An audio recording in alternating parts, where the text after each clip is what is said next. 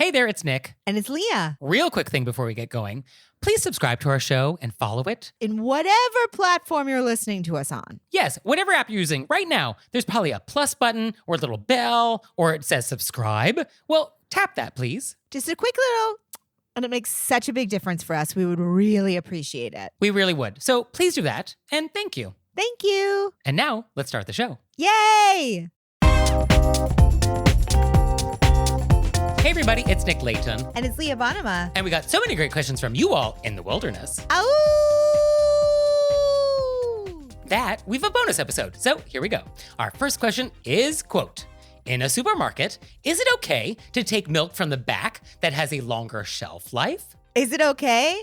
Am I for sure doing it? Yes. So this question actually came to me from a journalist who was writing an article about grocery store etiquette and was interviewing me about thoughts on this, and I have some thoughts, and threw this question in at the end. And I have never been asked this question. I have never thought about this. I'm not even sure if this was etiquette. So I was definitely caught off guard because I was like, oh, what's right? I don't know. And I was trying to do the thing that we do, which is like, let's talk about it and let's walk through the issues and let's see if we can come to an answer. And this journalist was like not having it. She was like, just tell me, She's like, yes or no. Right. Yeah. She just wanted the bottom line. And I was like, etiquette doesn't always work that way. You got to talk it out. So I said, I think it's fine, but let's talk about it to see am I correct? And how do we arrive at a correct answer here? And it feels more like a moral conundrum. Like ethics? But then I was like, I don't think it's I do it. I'm going to admit to it. I'm admitting it to all of our listeners. But then when it was written out this way, I was like, oh no. Right. I've never thought about it. I was like, should I not be doing this? Is it wrong? Right. So the way I started was etiquette is about being mindful of other people. So that's our baseline. And so I guess the first question is grabbing the fresher milk at the back, is that being not mindful of other potential customers of that milk? And it's sort of like, I don't think it is, because the milk at the front is also hypothetically fresh. It is also fine. It is fine milk. I also would like to say, does the milk in the front feel bad that you didn't pick it? So are we hurting the milk's feelings? Because it was like I was next in line. Oh, you're being picked last at kickball Yes. in elementary school. I see. I think if you shouted out to the milk, hey, you're great too. I'm just a slow milk drinker, so I got to grab the back. Okay. I mean, I feel like if that helps, I think that is very courteous of the milk. That is true. Also, I can totally see you actually doing that in a supermarket under your breath. Oh, no, I'm saying it because I absolutely do that. You're fantastic. It's not you. It's me and the rate of milk drinking I do. Because say you have 5 people in your house, that front milk that expires in a week, that's great for you. But if you're one person and it's you're a slow drinker, I need those 3 extra days. And I want that milk to know you're perfect for somebody, just not yes, me. There's a lid for every pot. Yes, you'll find your person. The other thing I was thinking of is bananas. When we buy bananas, there's all sorts of different ripeness levels of bananas. And none of us are thinking I should only buy the ripest. I'm not allowed to buy the ones that might be ripe in 2 days from now. I think we're all comfortable buying the bananas that we want, right? That's a very good thing to relate it to, because definitely we all feel comfortable buying the bananas that we want. But somehow when it's dairy, feelings are a little different somehow. I think it's also that it's in a line. So you feel like I should take the one in front of the line. Oh, that's true. There is this feeling of sequentialness. Because if it was lined up this way, horizontally, straight across, right? I don't even think we would be asking this question. That's true. And then also I think we should just note the dates on stuff. This is not hard science at all. The best by date doesn't mean the next day it's a bad by date. These dates are almost arbitrary on a lot to. Oh, you don't have to. I grew up in a family that does not believe in Best By dates. Not only is it, it's just, no, that's not real. Oh, I see. It's a conspiracy by big food to get you to buy more. By big food to get you to buy more. I mean, it is true. It does contribute to a lot of waste. Absolutely. Yeah. So, all right. Great question, though. Great question. Great question. And I'm probably going to think about it again multiple times over the week to be like, every time I now go to the store, I'm going to be like, how does everybody feel about this? And as long as you just give those affirmations to the front milk, I guess we're fine. Hey, you're great. I'm going to try to come up with a milk pun for the milk when I do it. So it feels. Oh, really look forward to getting that text. So our next question is, quote, can we talk about the etiquette of save the dates and RSVPs? Recently, a friend sent me a save the date for a party she was planning. It stated the date, general time, and the type of event, but there wasn't a location or specific time. She then sent a separate message along with the save the date requesting an RSVP. But my assumption was that that note was for after the invitation with further details had been sent out. About a week later, she called me and asked if she could have my RSVP. I was quite surprised because I still did not have all the information. And it did not occur to me that the RSVP request was for the save the date alone. We worked it all out and all is fine, but it did pose an interesting conundrum of etiquette, as I questioned if I made a faux pas for not understanding the request. Is it now commonplace that people are asking for RSVPs before invitations are sent? Or was this scenario reasonably confusing? I love that question. Is this scenario reasonably confusing? I feel like we should work it into a lot of things because that's really like. I mean, definitely a lot of my life I'm thinking this. Like, what is this scenario? And is this confusion reasonable? Usually not. Usually it's not. I do think this scenario was reasonably confusing. Yeah. I mean, because the save the date is about saving the date. Just here's the date. Something's going to happen. Just hold this date, and then we're going to give you some details later, but just like save it. And usually we do that for an event that is far in advance that does require more planning, like a wedding where you might have to travel or, something bigger. Like you're not typically going to like save the date for like, oh, let's hang out on Friday to watch Love Island. Like I'm not going to send you a save the date for that, Leah, because it's just probably assumed that we're going to do that.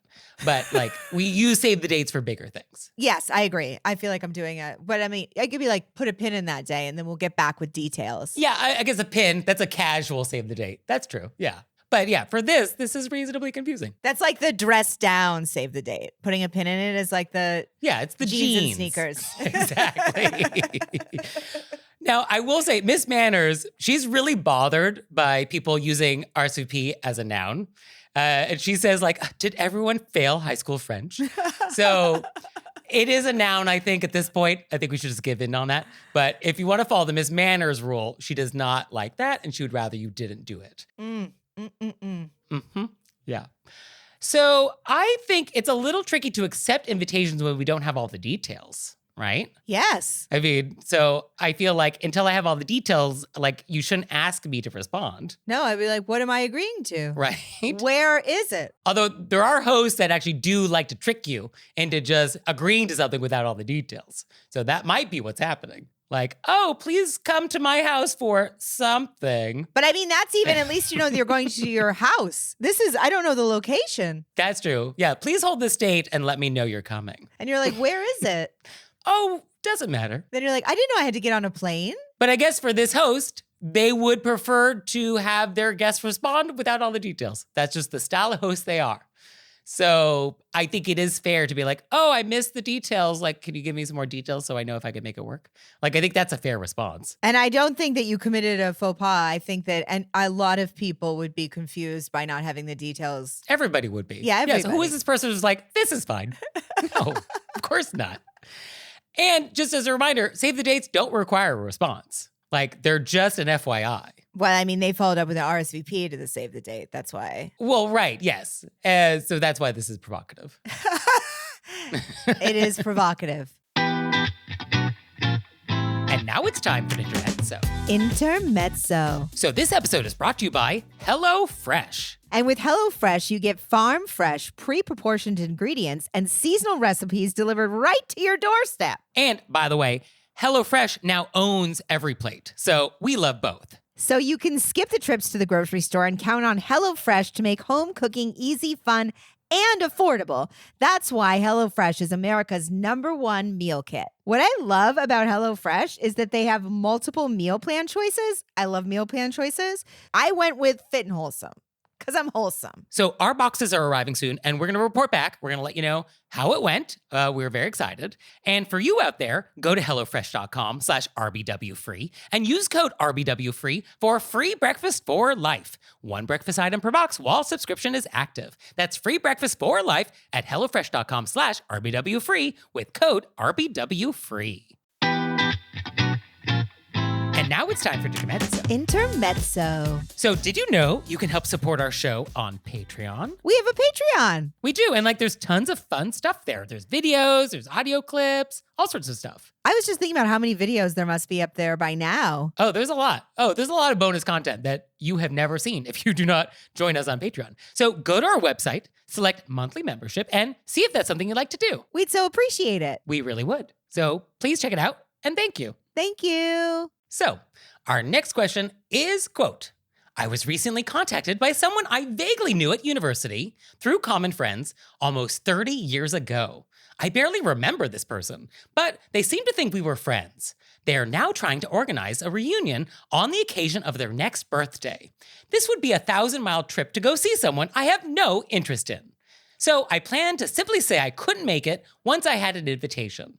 Instead, they are now trying to coordinate a date that works for everyone involved, and they keep asking me when I'm free. I've been asked on Instagram, on Facebook Messenger, and on a Facebook group set up just for this occasion. I don't want to volunteer any dates because I just don't want to go. I've been evasive so far, but they are not taking the hint. Is there a polite way to say, stop pestering me? Would it not be appropriate for the organizer to pick a date and then let people RSVP as they wish? Also, I feel like I'm just repeating the last sentences of our letter writer. That's my theme today, our letter writers. But would it not be appropriate? I mean, how many times a day do I ask myself, why is this person doing this? Unfortunately, we can't be like, hey, this is not how we're doing this. Yeah, I mean, this is the worst because you're being trapped. You're being trapped. Because in a perfect world, there would be an event and it's at a date and time and you don't want to go and you're like, unfortunately, I can't make it. Thank you so much, though. And that would be the end of it. And how wonderful. Harmony has been restored to the universe.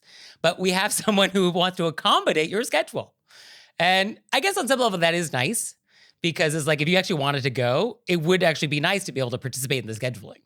And it's just the fact that you have no interest in going that makes this maddening. Yeah, I do think that the person who's setting this up is just trying to accommodate as many people as possible. And it's in a spirit of wanting to celebrate together that they're doing this. Yeah, it's not coming from a bad place. No. And I think that you can just say to them, I'm not in a place where I can travel 1,000 miles right now due to my schedule. I appreciate you inviting me, but it's not something that I can figure out. But thank you so much. Yes, I like that. Although we've added an excuse to that. And I'm always a little hesitant about offering excuses because excuses can sometimes start a negotiation.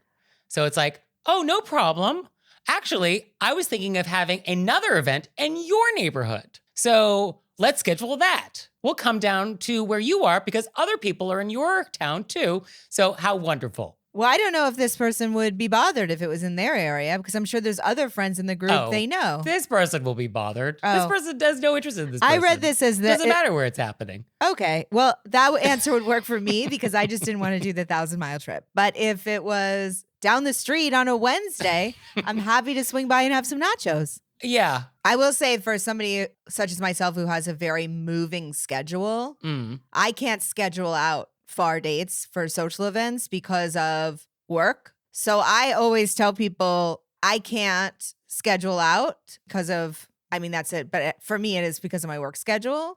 When you know what the date is and it's closer to the time, I can let you know. Yeah, I guess that would probably be the best way to handle it. That gives you the most flexibility in declining, which is what we want because we don't want to go to this thing. But I do think that this person, on the flip side of that, the person who's setting up the party is probably just trying to accommodate people like you suggested. Yes. And that if we just let them know, don't try to accommodate for me, I don't want to go, but in a nicer way. I think we can just say that because that way they don't try to keep, I think they just think that you want to go. Oh yeah, they think that, yes. And I guess until you say, I'm busy until the end of time. Yes, that they're going to keep doing this. So that's why I think it has to be I have no intention, the nicest way of saying, I have no intention of coming.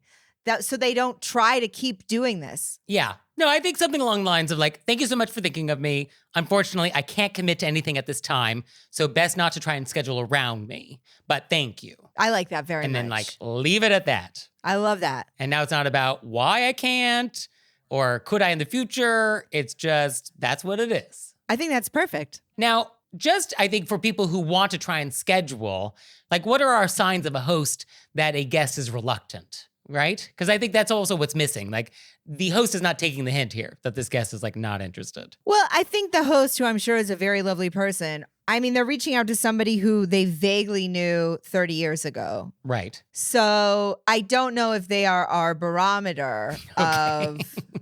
Fair enough. Do you know what I mean? Like, I feel like if I reached out to like 10 people I knew and one of them was being evasive, I would get it. Right. Although, if you reach out to 50 people you didn't even know and one was being evasive, I would also get I would also like, get that oh. too, yeah. I'd be like, Right? okay, no worries. I'll let you know the date if you can come, if you can. If you can't, no worries. Yeah, I mean, generally speaking, I will do one follow-up with people, but like there is a point where like, I'm not gonna chase you if you don't want to come to my party. So like, I'll follow up once, maybe twice. You're not gonna get a third out of me. I'm also not following up on multiple platforms. I think maybe that detail is crucial. Yeah, that's I a little think. bit of a, that's why I think we just need to cut it off. This person is hot to get everybody's timelines to the point that they're Yeah. switching social media apps.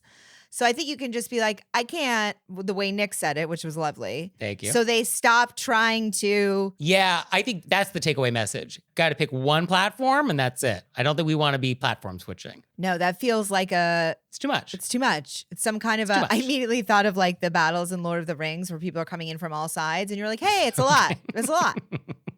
Yeah, so don't Lord of the Rings this. Don't Lord of the Rings me. Or do Lord of the Rings me, but don't Lord of the Rings me in a battle scene. There's a lot of ways to Lord of the Ring, I guess. So, our next question is, quote, recently, I did a road trip to see spring baseball games.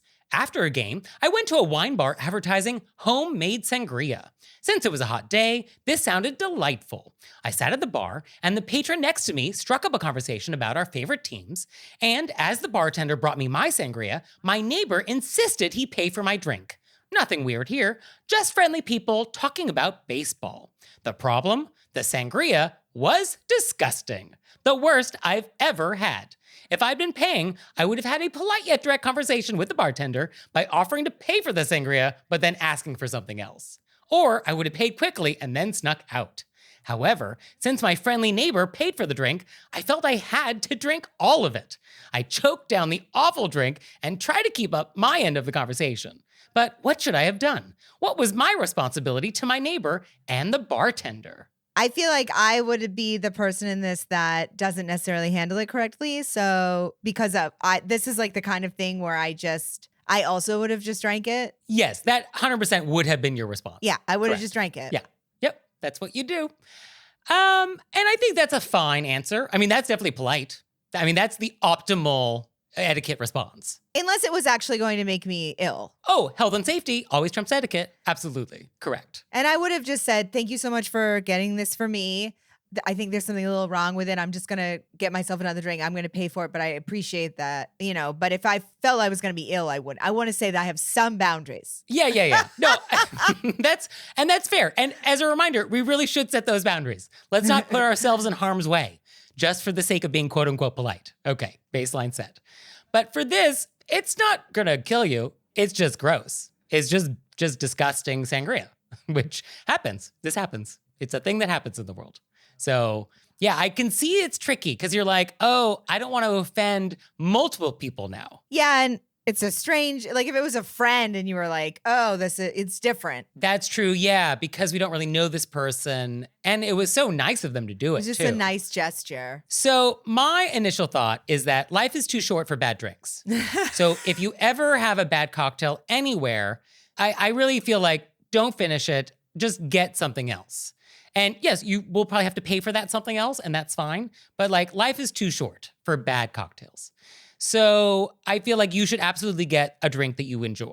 I think that is fair, and I think we just need to achieve that somehow. And so I think my first thought was to politely let the bartender know, oh, I don't know if the sangria is my taste. Could I please have, and then whatever it is. And then you turn to the person who bought you the drink and say like, yeah, it just wasn't for me, I think, at this moment, but like, let me buy you a drink. What would you like? And then I think we turn it around and we buy our neighbor a drink. And now we bought the next round. And now we have sort of reciprocated that hospitality. And they're like, oh, thank you so much. And then like we move on. I feel like that's how I would do it. I love this so much. This is phenomenal work, Nick Layton. We're buying around. This isn't to my taste. Let me get something else, and I'm going to get you something this time. And that's perfect. And I think it's the buying the round, let me buy you something. I think that's the thing that like makes all this smooth over and fine. Yes. Right? So do that. I feel really good about this because I feel like this is something that could come up in the future for all of us. Oh, this is a thing that will happen to people. Absolutely. Yes. Where somebody buys you something that you don't like, and now you're stuck with this thing in front of them. And you're like, how do I swap this out in this moment? And I do agree with you. Life is too short to eat bad food or drink bad drinks. Yeah. Oh, it goes for gelato. Yeah. If you go gelato and you're like, oh, this flavor isn't what I wanted, don't finish it. Get more gelato. Get the gelato that you want. I mean, just gems.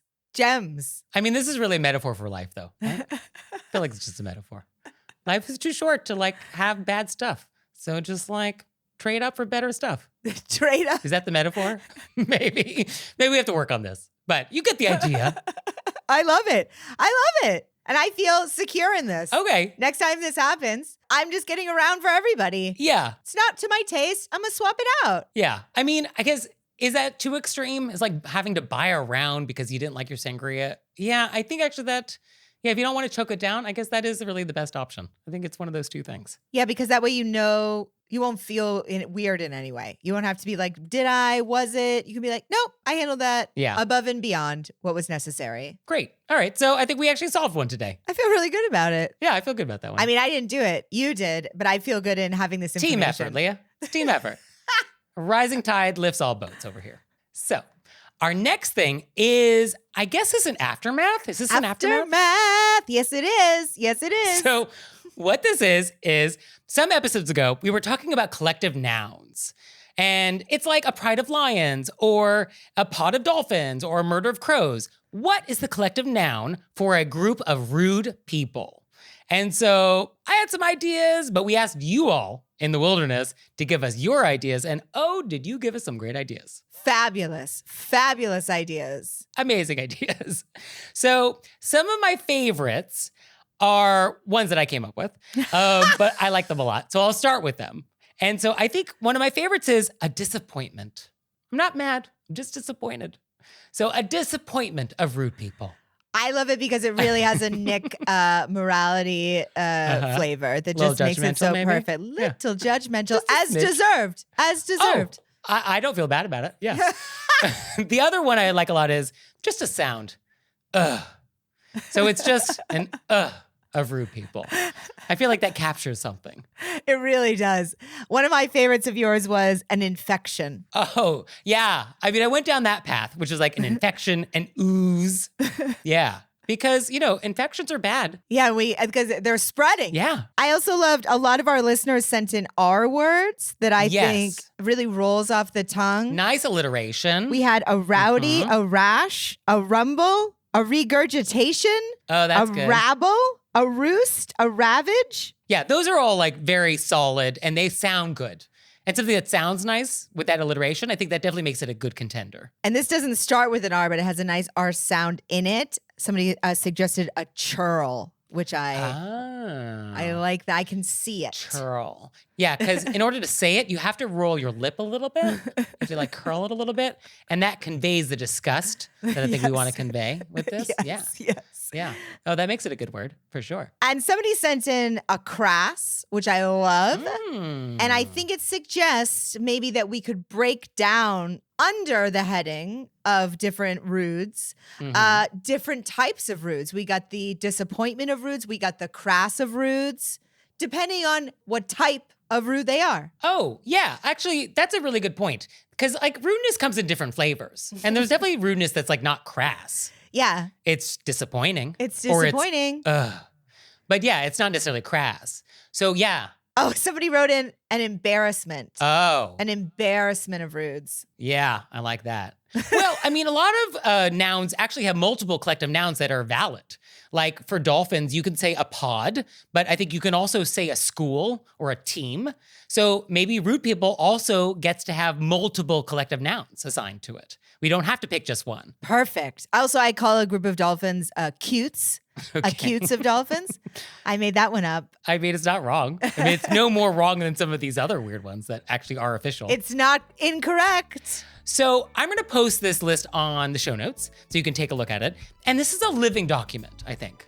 I feel like we're going to add to it. And I don't feel like we need to actually narrow it down at all.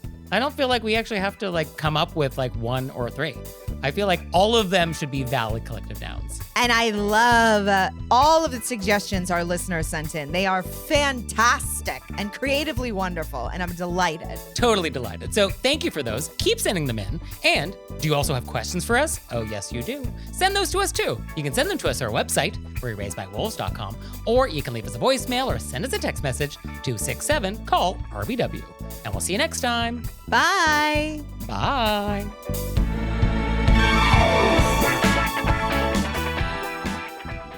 Oh, Leah, one more thing. What? Have you signed up for Patreon yet? I have. Me too. You out there, have you signed up for Patreon yet? No? Well, go to our website, wereraisedbywolves.com, click on monthly membership, check it out, because we would really appreciate it if you'd support our show. We love your support. We would. So please do that, and we'll see you next time. Bye. Bye.